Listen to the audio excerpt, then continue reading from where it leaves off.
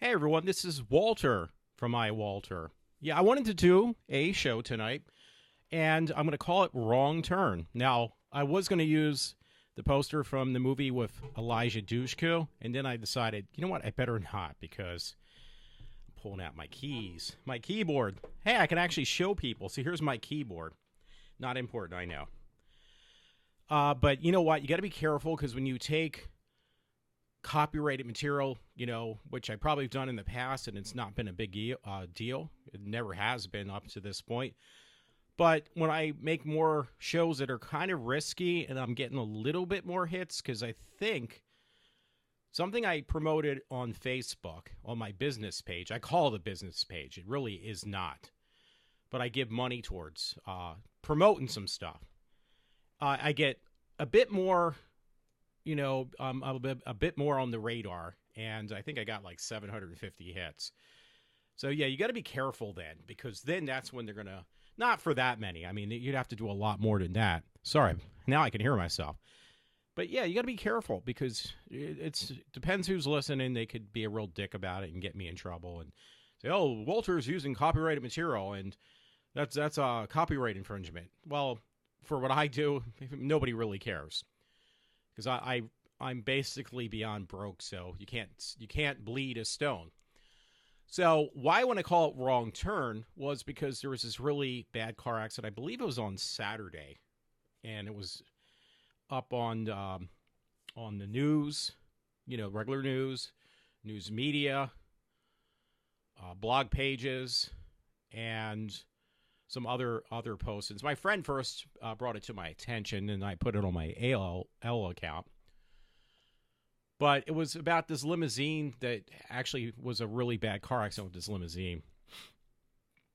So it was like, yeah, I'll just do one on that. I'll call it Wrong Turn. It's like really tasteless, tongue-in-cheek. Maybe not even that, but it's tongue-in-cheek humor, despite what you think. I'm actually trying to look when he actually sent it to me now. And by the way, I'm actually promoting one of my shows because Facebook got me cornered and I wasn't paying attention. It was like, oh, would you like to promote your show you called Feminazi? And it was like, yeah, okay, for $5 I'll do it. Not even thinking like, yeah, I probably really don't want to do that. So, it was like, screw it. Probably get more attention on that because that's where you get like attention you don't want. You're going to get people who are going to watch that and say, did you see what that guy put up? He's doing a podcast calling women feminazis. He really hates women. He's a misogynistic dick. And it's not even true, but that's what's going to come out of it. So anyway, I was listening to Ken. I found this story too, 20. I found this. The story was still talked about today because it actually happened. It did happen over the weekend. So anything that happens over the weekend is going to be talked about, obviously, today, on Monday. So it happened in New York. Anyway, I was listening to Ken Matthews. I had a salad. That's all I'm eating tonight was a salad. I had tuna fish sandwich in the afternoon. Not like anybody really cares. The weekend for me, my highlight, my big thing that I wanted to do over the weekend was watch the new Doctor Who. I've been waiting, seems like forever. It really has not been, but it does seem that way. And it was with Jodie Whittaker, or as Walter would say, Jodie Whittaker. And if I haven't announced it before, this is iWalter. I am on right now I'm going to try to keep my shows. I pray that I can keep them between 15 to 30 minutes because that seems to be like the soft or the sweet spot for people. Like, it's not too much or not too little. Anyway, by the way, in case you don't know, this coming Friday comes that movie called Gosnell. The guy from Philadelphia, from my home. Well, I don't live in Philly. I live in King of Prussia area. But Gosnell, the movie that was made independently, because I think it was Ken Matthews who said you can't make that movie in the left coast, basically. He didn't say it, I'm saying that, but you can't make that movie in Hollywood because everybody would be coming down on you. Because Gosnell was the guy who was giving abortions to women that were actually ready to deliver. They were on their last trimester, and he was aborting babies in a very disgusting practice that he was running. It was disgusting. It was dirty. It looked like that show Hoarders, but even worse. They called it, quote unquote, the House of Horrors. Just checking to make sure I don't have soap in my hands. You ever wash your hands? You don't get all the damn soap off. I use that liquid soap. That's what I'm referring to. And it leaves that tacky residue on your hands. It really drives me crazy. And that's a short drive, as Matt would say to me. So anyway, yeah, that's coming out this Friday. Now, I wanted to see, after I got my Doctor Who day done. Now, my friend Matt said, well, how long was the Doctor Who? It was a little over an hour. It was an hour and 2 minutes. I would know because I actually have, I bought it on iTunes ahead of time. I didn't think I was going to actually be able to watch these shows. I honestly, I won't be able to watch them on regular TV. Strictly not that they're that horrible. It's just that they have so many damn commercials. The show was an hour and 2 minutes. The actual show, the new Doctor Who. There was an hour worth of commercials. I'm not joking. It was on for 2 hours. An hour and 2 minute show was on for 2 hours. So that means 58 minutes of the program was all commercials. That's over 50% of the time you were viewing Doctor Who yesterday with Jodie Whittaker. Yeah, I did forget. It was 50% of the show and 50% of it was commercials. That's crazy. That was ridiculous. I mean, that was way too many commercials. I don't know anybody who'd want to watch an hour worth of commercials, and I'm not even kidding. It was broadcasted, that particular show of Doctor Who was broadcasted everywhere around the globe at the exact same time. So they were definitely going to cash in on that one, no matter if it was bad or good. Because they put it on 2 o'clock in the afternoon. They didn't want to take any chances, but it was an hour worth of commercials for an hour show. I've never heard of such nonsense. And it really was. It was an hour's worth of commercials. They didn't put any extra stuff on until we're going to interview people at the New York Comic Con from the past weekend. Where I didn't know that, Jodie Whittaker was there. So what do? They wait until the 2 hour premiere was over, which was only an hour and 2 minutes. And it was, again, an hour's worth of commercials. That's crazy. I mean, that is highway robbery for your, not with your money, but just waste of time. You just wasted 2 hours on an hour show because you had to sit through an hour's worth of commercials. That means like every 2 minutes, and it was about right, every 2 to 5 minutes they had another commercial for about 15, 20 minutes. Well, about 5 to 15 minutes. I mean, it was insufferable. Is that right? Anyway, it was really painful. So, and they played it, though, Doctor Who, that one hour episode, they had to play it at least 24 times. Maybe 20 times. Because after it was over, well, wait a minute, it would be like 10 times then because it had an hour's worth of commercials every time.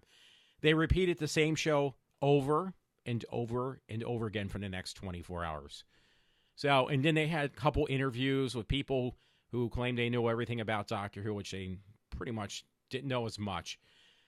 The one, he was a kid actor at the time who played in Generations. He's on Big Bang Theory all the time. Will Wheaton, he was actually a big Doctor Who fan. Now, him I had it sure on at first because they interviewed him. And Will Wheaton said, this woman who had no clue about Doctor Who, somebody they hired out, and it's like, I'm a big Doctor Who fan. I've watched it for at least a month. I know everything about Doctor Who. Yeah. I've only watched it for 40 years. I have no clue what I'm talking about. That's me. I've watched that damn show for 40 freaking years. But I have no clue. Unlike the woman who's watched it for 1 month. And she knows everything ins and outs about Doctor Who. She's the expert on the TV show. According to what everybody else would think. Will Wheaton, though, he said, she asked him, what's your favorite Doctor Who episode? He said, and it was actually Tom Baker, and it was one that scared him. What one was it now? Because I was like, wow, that's pretty impressive. I think, and I know it was on Tom Baker's first season. It wasn't Genesis of the Dialects, because was that the first season? Genesis. You know what? That is funny. Matt's gonna laugh. It's not even that. Hey, this is like rock solid news, but the point was, it was a Tom Baker episode, and he said it scared the crap out of him when he was a little kid. I was gonna even say the Invisible Enemy, because it was like on that line where the special effects for the monsters were really pretty bad.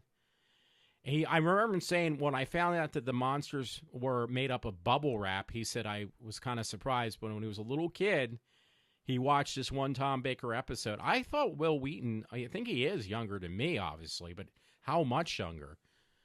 Because I used to watch Tom Baker's episodes. My friend Matt did. Most of us watched it on PBS, and they were already reruns.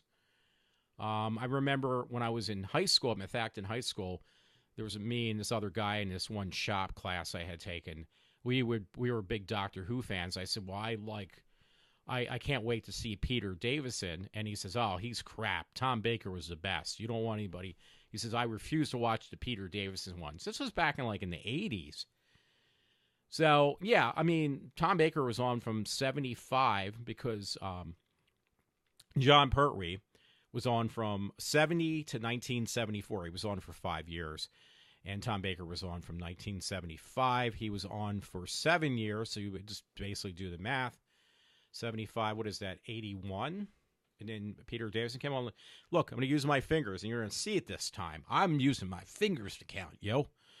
Okay, 76, 77, 78, 79, 80, 81, 82. So I was right. Wow, I actually could figure out a simple mathematical problem. That's amazing for me. I even impressed myself with that one. So anyway, I'm way off. So this will be a half an hour show. But see, this is why I didn't want Matt to come by. Matt, this is why I didn't want you to come by, because my show is what I want it to be about. That's why I call it iWalter. I'm not going to call it iMatthew and talk about what you want to talk about. I'm going to talk about what I want to talk about. No offense, Matt. Love you, dude. No, actually, I don't. I hate you. No, I'm kidding.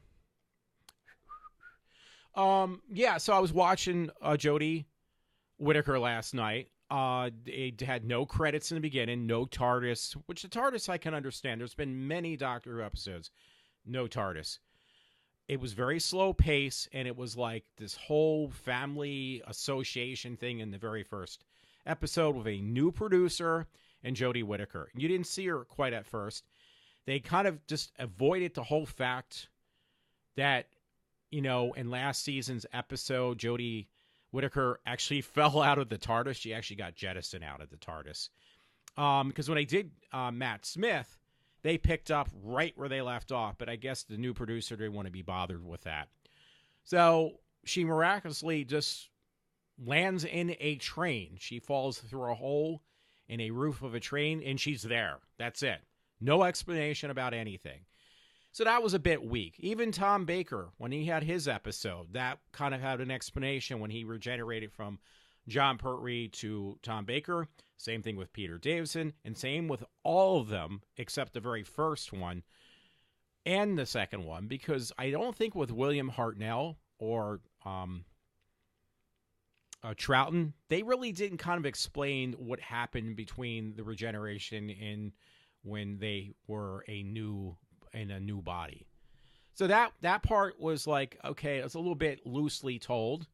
The story was a bit weak.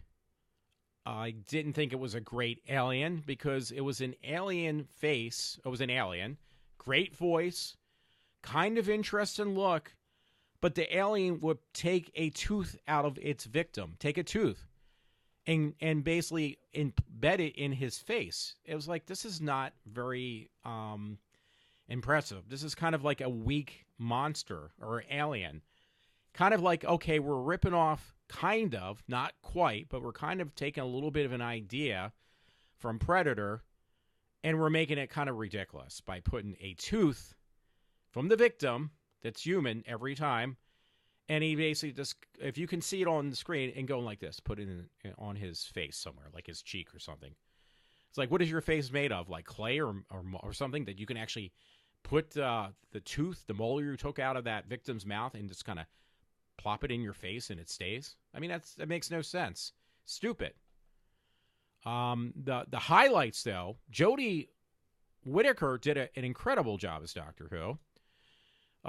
They were correct. She didn't really push the fact that she was a woman. She didn't even know that, or he didn't know he was a female now. That was fine. So she did a good job. She really did. She kind of looked like, or sounded like, she acted like the actors before her, prior to her, mainly on the more so on the new television program of Doctor Who. You know, she didn't really elaborate, hey, I'm a woman now. Look at me. I'm a female. I got breasts. No, she didn't mention that at all. She didn't really care. The character, the new Doctor Who. It was like, wow, I got a new body. Well, how does it suit me? You know, it's like, oh, I got a new pair of clothes. How does this suit me? I got a new pair of skin. I got new hair. How does it suit me? Does it make me look better? Does it kind of, how's the appearance? Like, you know, hey, I got a new pair of shoes. I mean, that's how she acted like. And I liked that. I thought she did a really good job. Her quirkiness was just like the character is meant to be, Doctor Who. I should have just changed the name of the show at this point, but I'm on. She did an excellent job. That's the thing. She did an excellent job. The story was weak. And what was weaker yet was the whole entire time that they would cut for commercial breaks. Every commercial that was affiliated with the TV show or anybody that was talking was saying how this is great for women, how this is advancing women's movement. Well, the whole purpose of having a woman was to get rid of that barrier between men and women. That's the whole point. And this is what really drove me nuts. This kind of fits in with the other things how I believe in stuff. You want to, blur out that line between men and women. That's what you're saying. You don't want women. You want women to be equal to men. You get that chance. You got a character that's been around for 50 years almost. Well, actually, it's over 50 years now. If you go by when it started in 1963. You got that. You got a woman playing a man's character after 50 years. That's great. Jodie Whittaker is doing a job. That is wonderful. But then you gotta press and push the fact that, well, finally we got a woman. Finally there's equal rights because she's a woman. A woman's in this. A woman's in that. A woman. I'm sick and tired of hearing about that. The whole purpose of having a woman, I'm using quotations with my hands, is to blur out that line that we're not looking at this person as being some type of ethnic background. We're not, which was not the case in this. It's a white British woman. But it's a woman.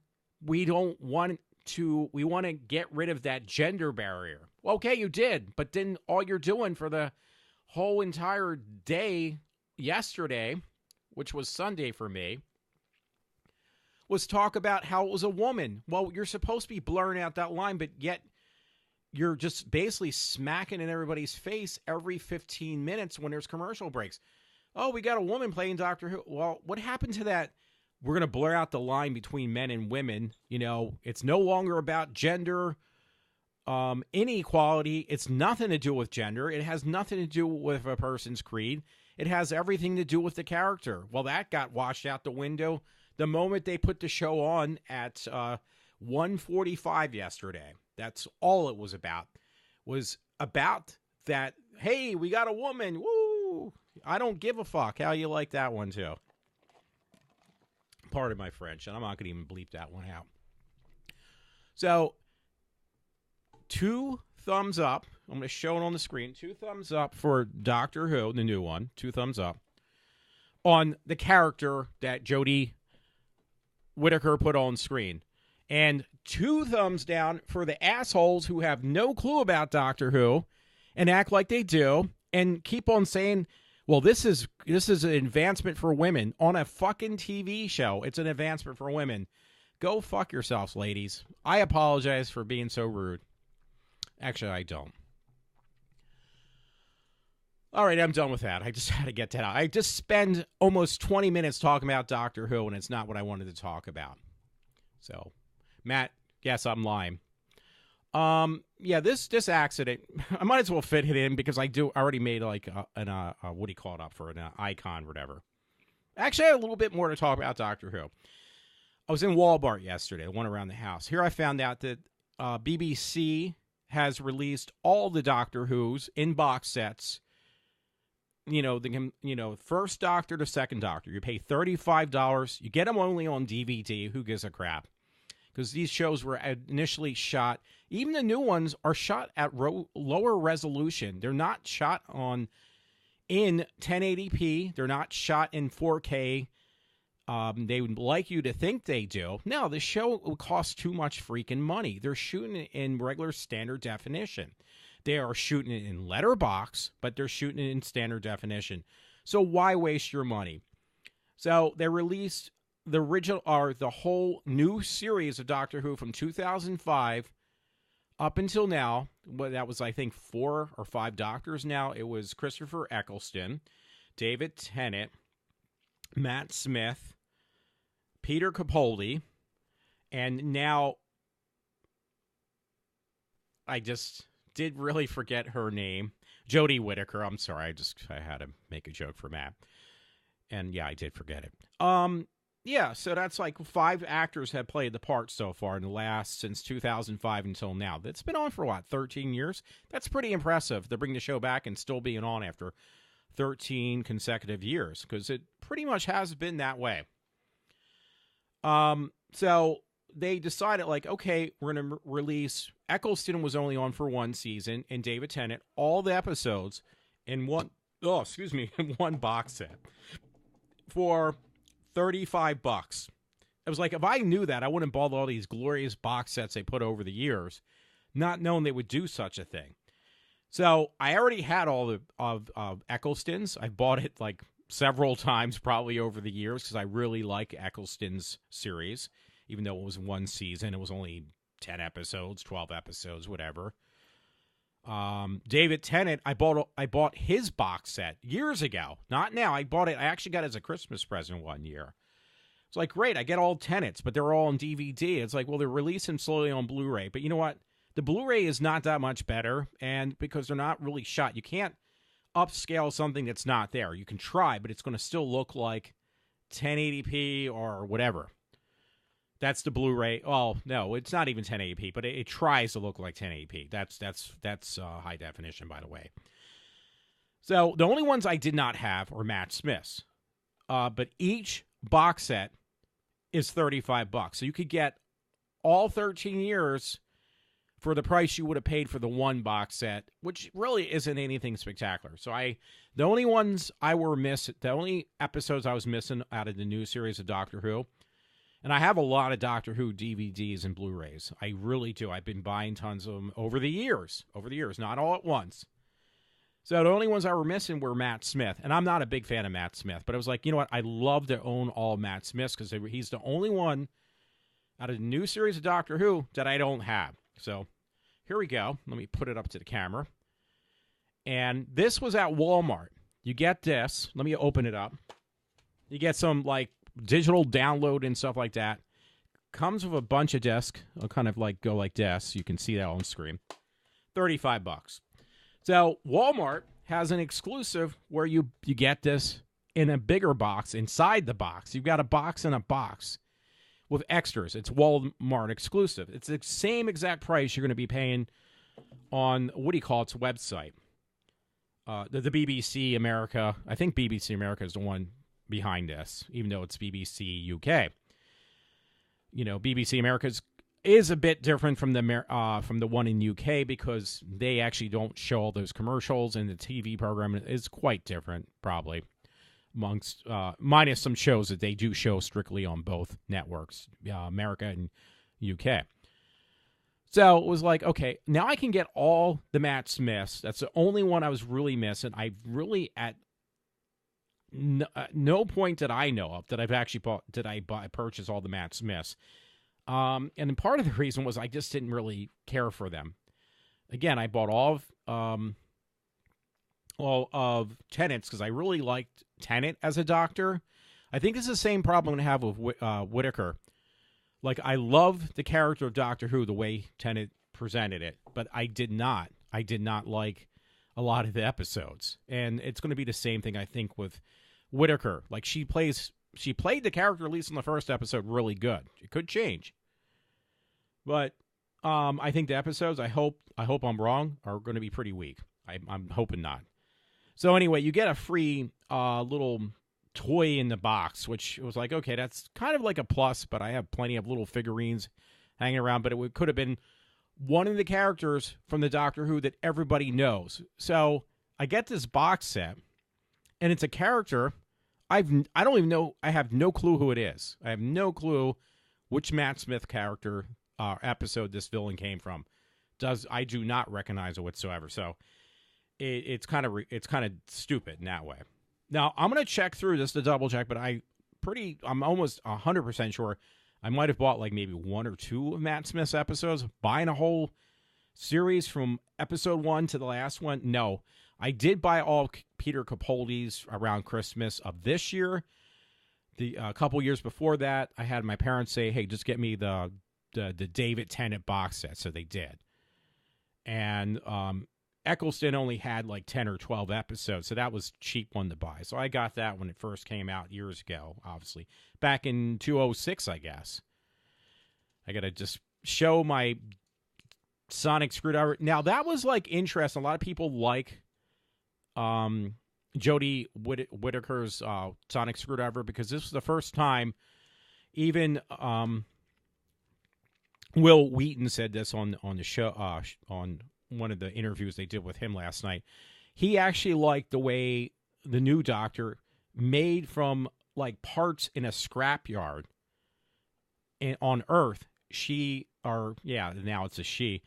The Doctor actually made a sonic screwdriver from scratch, like just pulling it like scrap metal. It's kind of funny. Some silver spoons and basically human material.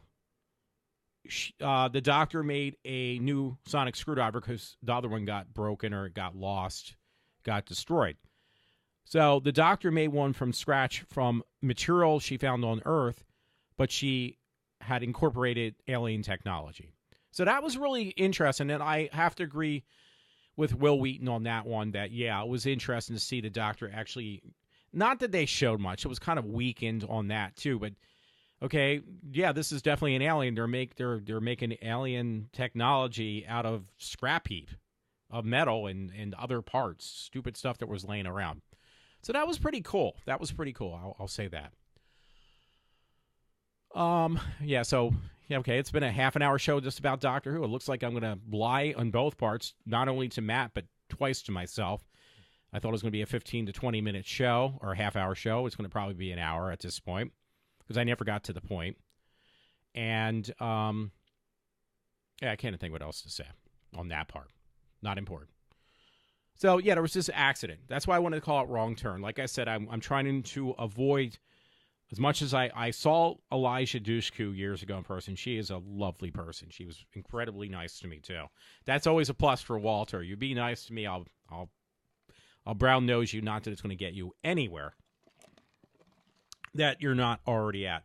Yeah, you know what? I'm going to brown nose and speak up about Elijah Dushku, and she's going to make millions of dollars. She won't even make a freaking penny off of me if I promote her. What am I thinking? What are you thinking, for that matter? So, anyway, there was this accident, and I thought I put it up, but I guess I didn't. I thought I posted the story, but but 20 people died yesterday. That's the main thing. 20 people had died in a limousine accident. And the problem with that is, though, that these people were in a limousine that looked like it was in really bad shape. I heard this on, because Ken Matthews was talking about it today. It was in really bad shape. I wouldn't even get into there. I told some friends, I said, listen, if I saw a limousine that looks like it was on its last leg, I wouldn't get into it. And there was some signs that should have told these 20 people, don't do it. Because apparently the first limousine they were supposed to get into did not work. They couldn't start up the car, whatever it was. Because limousines is just a phrase. It's just basically a car or an SUV that's been extended, and they call it a limousine or a limousine service. But technically, it really is not necessarily a limousine at all. You know, it could be I think it was like a Ford Escalade or something like that they stretched it out. So, but the cars, quote unquote, that were limousines were in sad shape. So here you go. The first one was a mess. The second could not start. The second one was a mess. You find out today, this afternoon, that the person was driving had no license or did not have, quote unquote, the way the news had said it this afternoon, didn't have a license to drive that particular type of vehicle. Okay, so you don't have the right license or you don't have a license at all. That alone, I think they should present that to you. Well, you know, a limousine driver doesn't have to tell you they have a license. Well, I would probably question it right after the fact that the cars look like total crap. And they look like they could barely run. So that's like red flag number one. I wish I would have a red flag. I have a red card, my movie pass. So I'm going to use this as a red flag. Red flag number one, the car that you're driving is very shady and one did not work. That's red flag number one. Actually, I do have Superman's cape, but I'm not going to take it off. My little Superman action figure. I'll ruin that. I should use that, though. So that's problem number one. The accident itself is a joke in itself. Somebody apparently before they died had texted and said, before they died, they texted their parents and said, yeah, I don't think that this is a very good vehicle we're driving in. It looks like it's a mess. It looks like it shouldn't be on the road. It was something online somebody texted.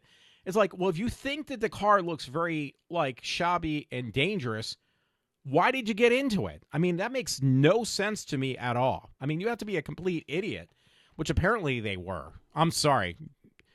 And this happened in New York. I'm always complaining about all the New York drivers around here, like they can't drive properly and that they drive excessively fast and they are very obnoxious.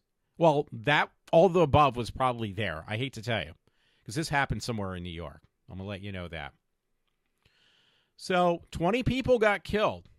And apparently witnesses, key eyewitnesses, said that this limousine that should have been on the road with somebody with not a license was driving 60 miles an hour on a 90-degree turn. How do I know that? Because it was posted on, I heard, look, I'm pointing at my ear right now, so it's probably coming through on the mic.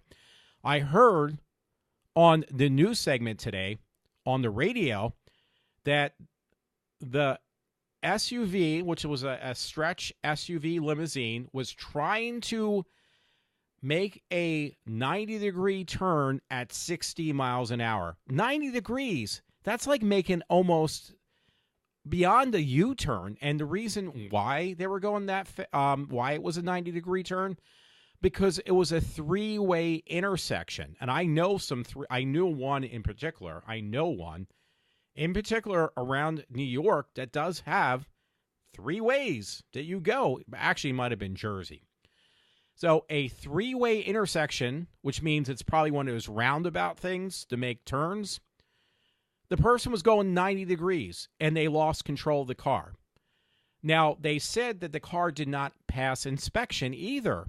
So you had an unlicensed driver, number one, or a person who did not have the proper license, one of the or the other. They were driving 60 miles an hour at a 90-degree bend because it was a three-way turn, and they went through a stop sign. They did not stop for a stop sign. They just went right through it because it is a three-way intersection. So what else do I need to tell you that this whole thing is just beyond fishy, for one thing. It's ridiculous. So, hey, 20 people lost their life. That's nothing to joke about. 20 people losing their life that shouldn't have because they should have known better is a different story, in my opinion. So it's up to you what you want to take from it or make out of it. But, I don't want to say anything else because I'll just get reprimanded for saying what I did. But it's the truth. You got the facts and you got these let's put this story on little cushions or something. Like oh, we got to just kind of prance around the what actually happened. You have a person who should not be behind a wheel because they did not have a license. You had a car that did not pass inspection, a stretch and limousine, and you had the person who was driving excessively fast on a 90-degree turn. So, and there was witnesses. So the rest is just plain stupidity. And I just question it. I wanted to make a big deal out of this, by the way, simply because I complain about this all the time around here, where we got out-of-state license people with out-of-state license plates that come through our development. Speed limit says 25 miles an hour. They go pretty much like 60 to 90 miles an hour through a 25-mile zone. I've reported to the police. I went up to the police station, reported to them. The next day, I think it was like a couple days after I reported to the police, hey, you need to do something about this. Oh, we don't have enough people to supervise this situation you're talking about. And plus, quote unquote, the police officer that I had spoken to, or detective, said, well, we've actually looked into the suspicions of, not from me, but from other people, about people racing through your development. I know exactly what we were talking about. 3 days later, there was a serious car accident where some car did not stop, went through a stop sign, again, around where I live, right on my street, and plowed a car off the road up somebody's yard. Like they literally pushed the car into the yard. So you don't do that by going 15 miles an hour. You don't do that even going 35 miles an hour. You do that from going excessively fast. So this is why I'll take that story about this limousine thing. I'll take it to heart because there's a lot of idiots around here. I apologize, but there's a lot of idiots around here. And nothing is done about it until somebody gets killed. Now, I did mention to a friend, I don't know which one now, that when they make up these signs that say, okay, you can only go 25 miles here, you can only go 35 miles here. And I told the friend, I said, they're not making up these plates because it was either myself or my father is continuously complaining to the police department, listen, you need to do something about it. These people are going between 60 to 90 miles an hour, and it says only 25. You know how they determine these signs? Because I remember I saw this somewhere years ago. I looked this stuff up, or I heard about it. They determine what the speed should be on that road by doing tests. PennDOT for us, Pennsylvania, or somewhere else. They figure out how fast you can go and also keep control of your car or your SUV or whatever you're driving. They determine how fast you can go and still maintain, control over your car without causing any serious bodily harm to yourself or anyone else. So they determine how fast you can go, how long it takes you to brake, how long it would take you, even if you were going at this certain speed. Because I maybe this was in driver's ed school from years ago. I think that's where I probably learned this stuff. Because I remember when I was taking driver's ed back in Methacton High School centuries ago, the first thing they taught you about is why you keep at a certain speed. Like say you're going 35, you keep 2 car spans. I don't remember the exact number. You're going 45, you keep 4 car spans. They determined that because at a certain speed, it will take you longer to come to a complete stop. So this stuff is all mathematically figured out when they make road signs and they determine how fast a person can go on a certain road. Now, if it's open terrain like off-road, I don't know, not off-road terrain, but somewhere like the Autobahn, because I always used to hear that joke, these people drive, like my father would say that years ago, these people drive like they're on the Autobahn in Germany because the Autobahn has no speed limits. Well, why is that? Because it's open road for miles. It's open road for miles. And there is no speed limits because the highways are pretty wide. They can handle people driving at high speeds because you simply, there's enough lanes for you to do so. When you're in a small development with 2 lanes, one for the right and one for the left, you can't go 100, 120 miles an hour, because there was one accident where the kid was actually clocked, I think, at 120 miles an hour, and I think that was around Pottstown, I think. And he obviously got killed. So at 120 miles an hour, 100 miles an hour, 110 miles an hour, you can't go 20 yards and stop on the dime if a kid's crossing the street. Or you can't stop on a dime if the car in front of you is actually going 35, which is the speed limit. It would take you probably, I would guess, about 25 car spans to even remotely slow down. So this is why they make speed limits. And by the way, the people who got killed in that limousine car accident, that car that killed, that limousine service that killed all those people, had drove into a parked SUV. So to make add insult to injury, the person who killed all those people with no license also ran into going 60 miles an hour around a 90-degree turn, bend, drove into a parked car, an SUV. So that really just adds, again, that adds insult to injury. I mean, how stupid can one be? I don't know, because if that doesn't prove anything, I don't know what can. So, I think my friend Matt wanted to come over to and join in on the fun on me, against me, because I was not going to talk about politics, and I kind of, at this point, would say that I wouldn't, but I will mention, because my friend Matt actually brought it up to me. It's the only reason I knew about it. And Trump spoke about it now. It was about Taylor Swift, where she was like basically lashing out, like she has no clue. Taylor Swift has no clue about politics. She never wished to discuss any political views because she's an entertainer. She's a person who was born originally around where I live in Pennsylvania. Not quite the same area, but she was born in Pennsylvania. But now she decides to bash out against Marsha Blackburn.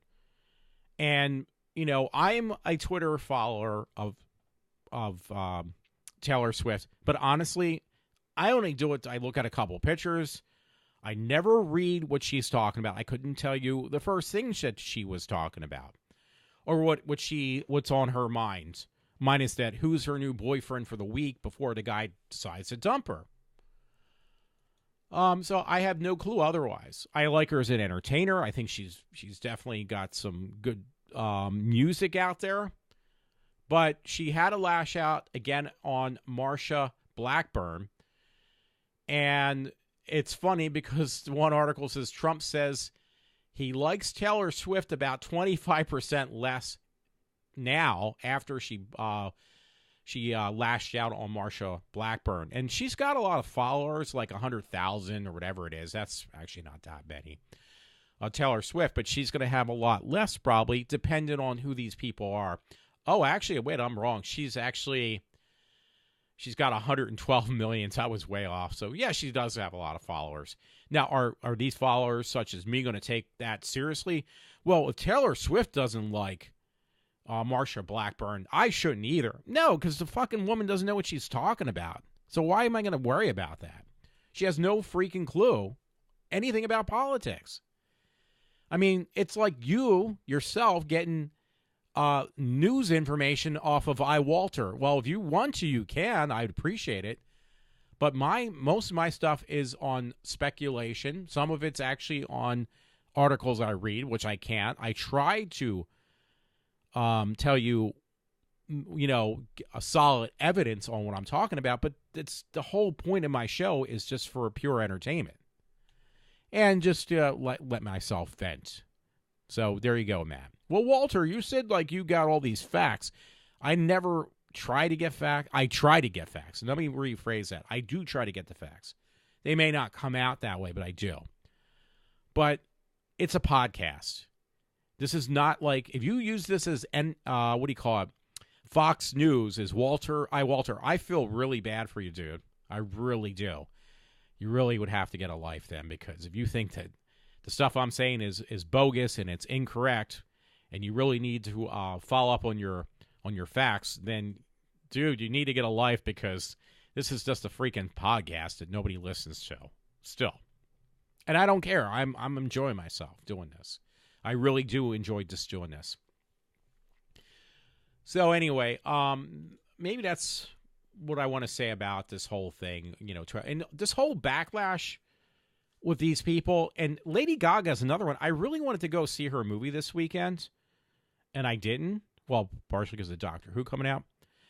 I also wanted to see, A Star is Born. I wanted to see it like today, and I was like, forget it. It's Columbus Day. I'm going to have all these feminazis coming after me in the theater. Not that they will, but I don't want to hear people saying, well, look, this is a movement for women. Woohoo! I don't really care. I want to watch the movie and enjoy it and not have to be hear people's political views on Lady Gaga.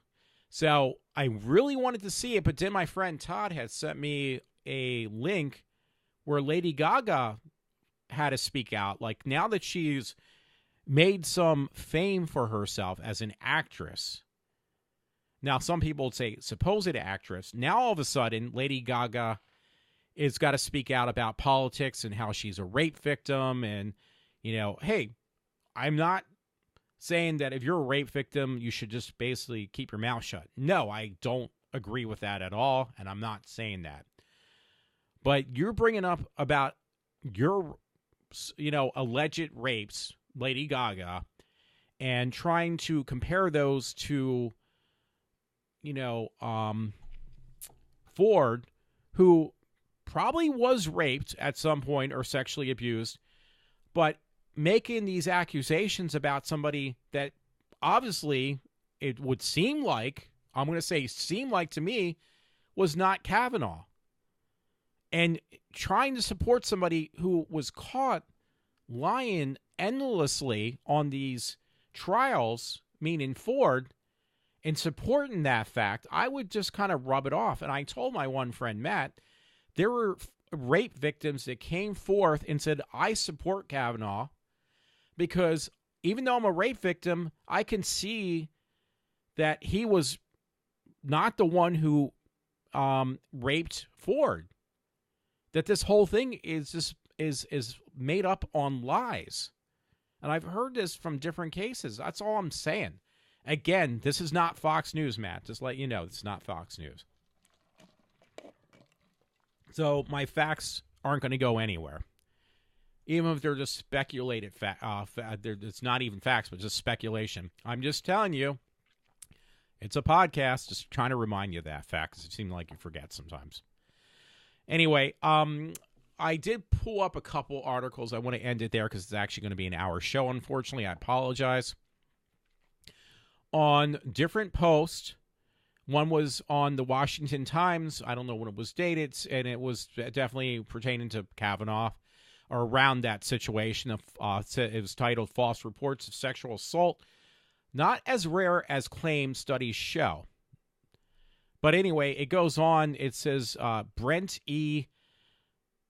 Turvey, a criminologist, wrote in 2017, so that was like last year, a book that dispels this notice. His research, now it says in the beginning, like, okay, a lot of these alleged rapes are really happening, basically.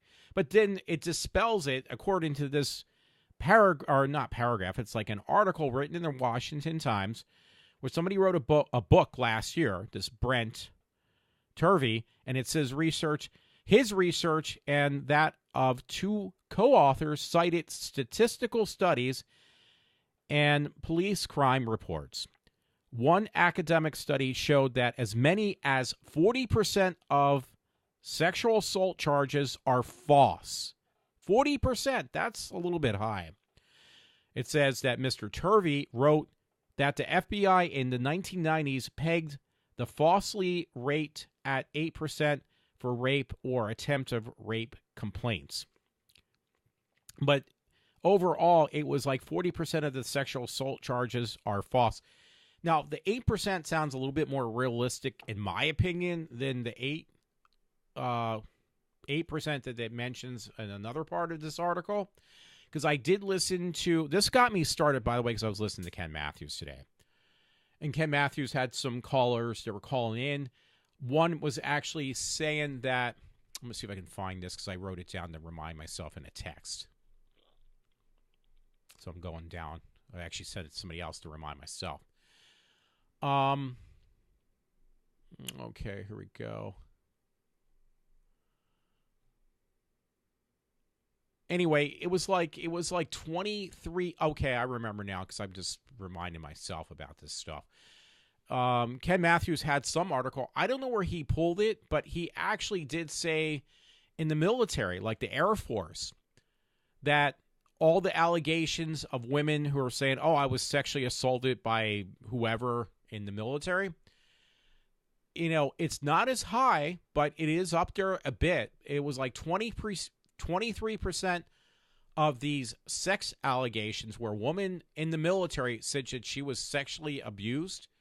23% of them were found to be false because they do more background, more thorough background checks. They do DNA, if the woman was raped, okay, let's see if there's, let's do a DNA test to prove that you were raped. Let's do the test right away because you're in the military. We're not going to,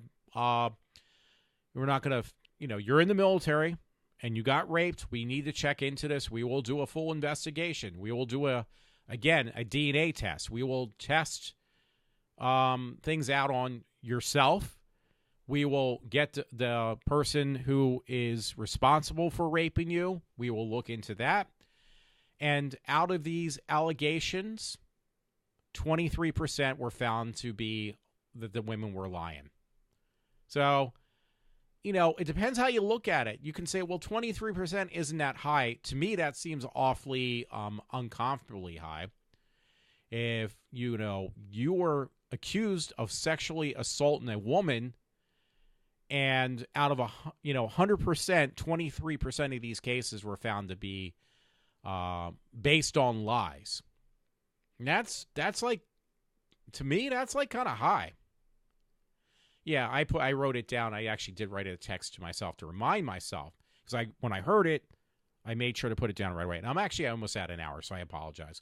23% of the women who make these sex allegations I wrote in my text in the military were proven to be false. So again, that's a bit high. I'm just telling you. So there's another article. I put up like 3 articles after this. It was from Snoops, some website called snoops.com, and it says, are 99% of the rape allegations absolutely fabricated? Like, it was with a question mark.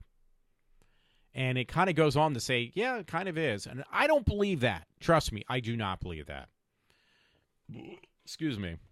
In reference to an accusation against Kavanaugh, Mississippi State Senator Chris McDaniel repeated this claim during an interview on American Family Radio on the 17th of September 2018, which was stating that 99% of the rapes from women are false. Again, I would have to say I don't believe that. I don't believe that 99% of the women out there are lying about their rapes. And but I think there is a good chunk that are. Now, the problem with that I have, because I've known girls from the past when I was in my 20s. I knew people that I was friends with in my situation when I was younger, like my late teens, early 20s, that were friends of mine. And a lot of them, there wasn't that many. It was like less than 6. I would say about 2, maybe 3 girls that were friends of mine that were all rape victims. And one was actually by her father. So, yeah. So to say that 99% of the women out there are lying, I would have to say I disagree with that. 23%, which is fairly high of women lying about themselves being sexually assaulted, is actually pretty bad. So anyway, the Snoops, actually, if you do read that, it's kind of lengthy, but you will find out statistically, yeah, it's not what I'm guessing. It's not 99%. It's more like, realistically, it's about 5%. In the military, it's much higher of women lying about being raped because I guess the percentage of women in the military, it's probably not quite as strong as it is with men, and, you know, men being surrounded by other men. Probably the chances of a woman getting sexually assaulted, I would assume, would be higher because, you know, in real life, women are the minority. There's more women than there are men. Not on what they make, not what kind of job they decide to get, but just in general, like physical bodies, there is more females than there are males. So if that makes any sense, if you're in the military and there's more men than women, and women have a higher sex drive, I would assume that I'm just, again, never assume, but I'm going to assume that the chance of a woman getting raped is going to be probably a bit higher. So, obviously, but you know what, though, then I'm contradicting myself. I just realized that, well, actually not, because that's like me saying that 70% of the women are not getting raped, but 23% are getting raped. So, no, wait, I am not contradicting myself. Because you think about it, in the real world, where there's more women than men, the percentage is even lower yet. So it's like a 15% margin difference between women in the military and women in the real world. Bottom line is, you know, this is why we need other things besides a polygraph test as well, because obviously the polygraph test has been proven wrong. It is easy to rely on a polygraph test because it just looks for changes in body temperature, perspiration, and heart rate. And, you know, if you're a very nervous person, you're going to look guilty even when you're not. So anyway, yeah, check that one out on snopes.com. That's SNOPES. And it's titled, "Are 99% of Rape Allegations Absolutely Fabricated?" It is with a question mark. So if you have any questions, it's just trying to look into the statistics on what is actually factual and what is not. Now, there was one from theguardian.com. I believe that's a paper from England. And that one said, UK criminal justice, 109 women prosecuted for false rape claims in 5 years, says campaigners. It states that charity accuses authorities in the UK of pursuing cases against rape complaints more aggressively than other countries. So this one actually was on, you probably have heard about it before. It's called The Guardian. Kind of an interesting article. You know, again, I don't want to go into this kind of stuff because then I'll get some backlash. I'm like, well, you're not pronouncing everything correctly or anything else.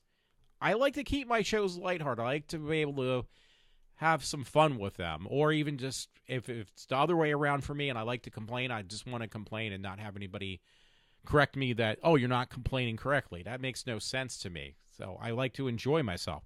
I'm actually at an hour, so I was wrong. I thought I would get it 15 minutes, so it happens. It happens. And I will be going back to work soon, so I'm going to go back to work in the next 3 days. Wait, Tuesday, Wednesday, Thursday. Yeah, 3 days. Anyway, there was one thing that was kind of entertaining my friend Todd put up and posted on my webpage earlier this morning.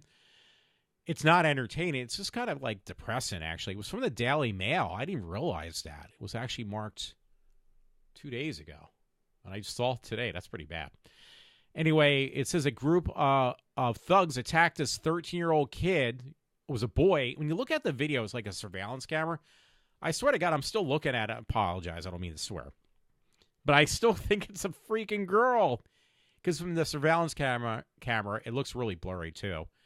This kid gets attacked and has stolen off of him his Nike sneakers and his iPhone. I think my friend sent it to me because I actually own both, and you know I wear Nike sneakers even after the fact that you shouldn't be buying or promoting Nike because the way that particular football player, whoever it is, I don't follow football because I really don't care about it, was attacking Trump and everything like that. Well, we should boycott Nike products now. You know what? I really could care less. I wear whatever I want to wear. Right now, I actually have Reeboks on. I should show people that, but I got a pair of Reeboks on. So I'm safe. It says these thugs are attacking a 13-year-old boy because it's like one of these video things. I don't want to play it. Oh, wait. For his Nike trainers. What the freak are Nike trainers? They're trying to steal his Nike trainers. Again, I don't know what Nike. I'll have to look that one up. But the boy is trying to fight back. I think they get his shoes because I thought he looked shoeless. The person I thought was a girl. Then the teens gang kick him in the ribs. A 13-year-old boy. So this is really bad. This is going to be over an hour, by the way. It already is. By 13 seconds. And rip his expensive, let's see, shoes off his feet. I mean, what kind of society do we live in? They also take his mobile phone, which I believe they said it was an iPhone. Maybe I exaggerate on that one. So he can't even call. It says he can't call for help because they stole his phone in his sneakers. They flee the scene with his possessions. It states, and they are still on the loose. So this was in the Daily UK Mail. I don't know where this happened. Just because it says a 13-year-old boy was attacked and it's from the Daily UK Mail, it could be in the U.S. This post couldn't be this surveillance video footage couldn't be from the U.S. because a lot of times they do that. So, already I went like 4 times the length that I actually intended to go, so I apologize. You know what's kind of interesting? My mother's told me, so this is going to go longer, over an hour. I'm sorry. My mother said, oh, you know what? Beginning of the month, they're going to be showing all these horror movies on some TV station. So I asked her repeatedly, okay, which channel? Is it TMC or is it TNC? Turner Broadcasting. Is it Turner Broadcasting? Is it AMC? Is it Sci-Fi? Well, I don't know. I don't know. It's like, well, you should know. You saw it on the channel. You should let me know because I love horror movies. So she can't figure out which channel it was on. So I actually started doing research. I still have no clue. I think she might have meant because we have Fios at home, and they got rid of 2 horror networks. There was like, excuse me, there was 2 horror networks. One was, I'm drawing a blank, actually. It was FearNet. And there was another one. I think it was called Chiller. Well, both of them basically were removed for some reason. I don't know why, but they were both removed. So, it was like, yeah, well, this really sucks. Let me just see which is actually worth checking out. Let me let you know. Check out Turner Broadcasting because they got some free movies. All you have to do is have some type of cable subscription, which we have. We have Fios, and you get this stuff for free. One of the movies on there, which I was really shocked, I totally forgot about this, was that movie. It was called Deadly Friend. When I was a kid, I saw that movie, or a teenager, and that movie freaked me out. It actually really scared the crap out of me. I didn't realize that was a Clive Barker movie. It was pretty bad. It was really bad. But it was also very gory and very disgusting. Now, Christy Swanson actually was the deadly friend in the movie. She got killed by her father, which in the movie, the character, this young girl, cute. Hey, it's Christy Swanson. She's got to be cute. Who also played, Buffy the Vampire Slayer in the movie that Josh Whedon put out before he made the TV series with Sarah Michelle Gellar. And actually, I'm looking at it. I got the picture. I got a picture around the house last year, or was it?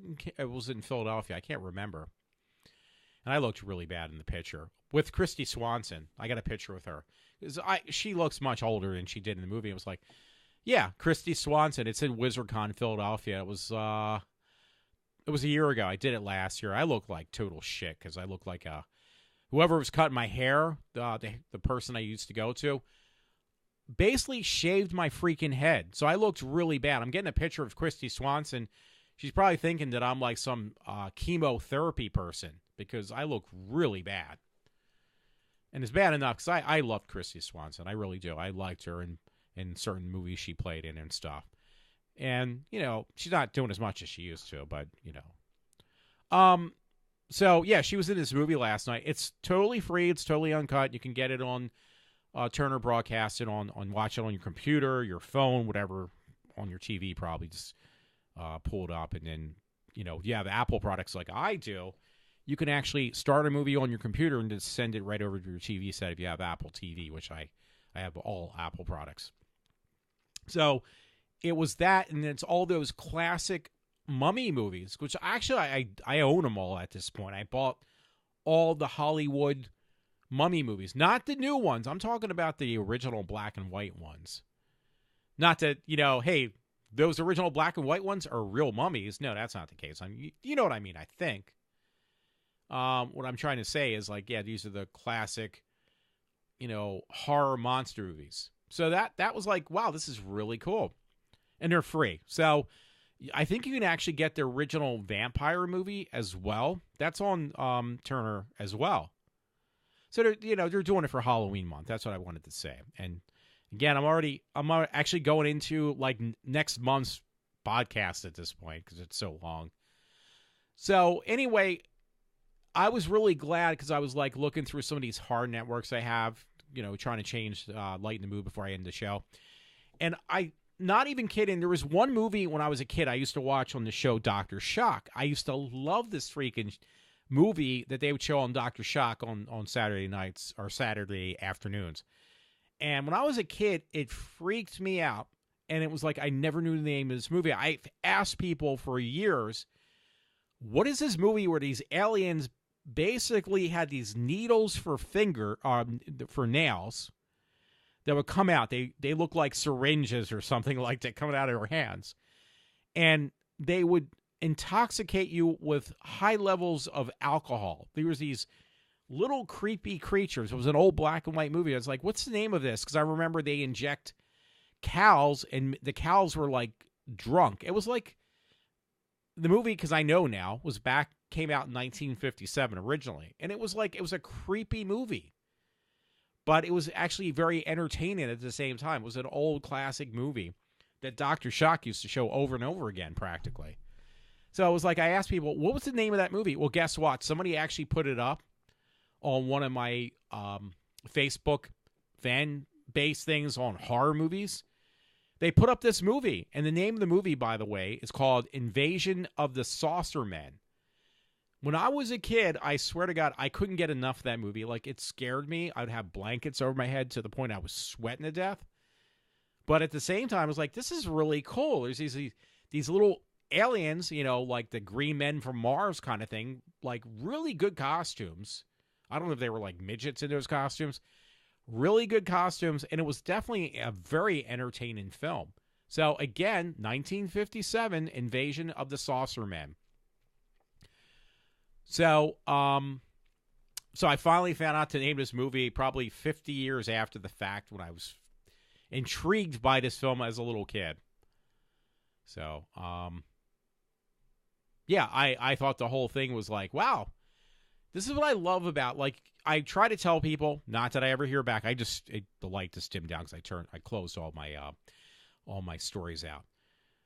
But, yeah, this is why, you can have Facebook, you can have Twitter, and it can be a very, very useful tool. It can be an excellent source of communication on news stories and other things. But it all depends how you use it.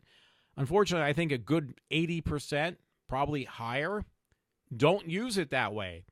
And I try to tell my friend Matt, the people that I communicate with on these blog page, or what do you call it, these social media things, I generally try to go for people who have a clue, on what's going on around, everyday life, and they're do the research. Or I'll have like Drudge Report on Facebook, or Rush Limbaugh, Ken Matthews, Bill O'Reilly, and there's a lot more, but I'm just I'm throwing out those names.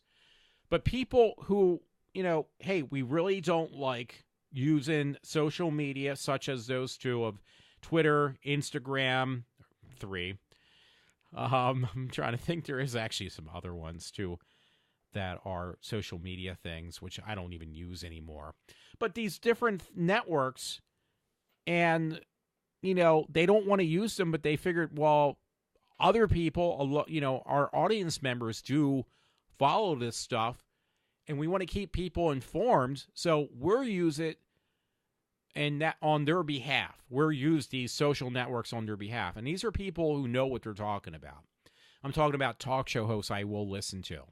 So I'll link them. I'll link them to my Facebook page or my Twitter. They're the two big ones. That's what I meant to say. So everyone, anyway, everyone, I am really sorry, but this will keep people busy for a while because you get to see my out of shape body for approximately an hour and probably an hour and 11 minutes. So, if you do listen to the show or just break it up into small segments, that's great.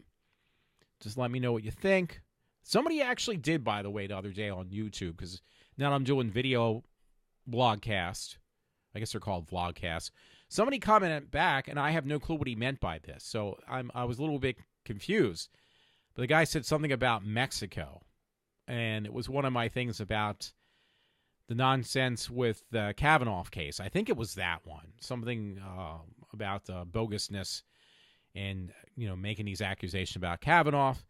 The person saw me on YouTube and tried to make some comment that actually made no sense. So I don't mean that in a mean way. That came out really wrong. But if you're trying to make a joke, could you please explain it to me if for some reason you actually suffered through an hour and 11-minute show. So everyone, thank you very much. This is Walter from iWalter. And yeah, I'm going to sign off for now. So have a good one.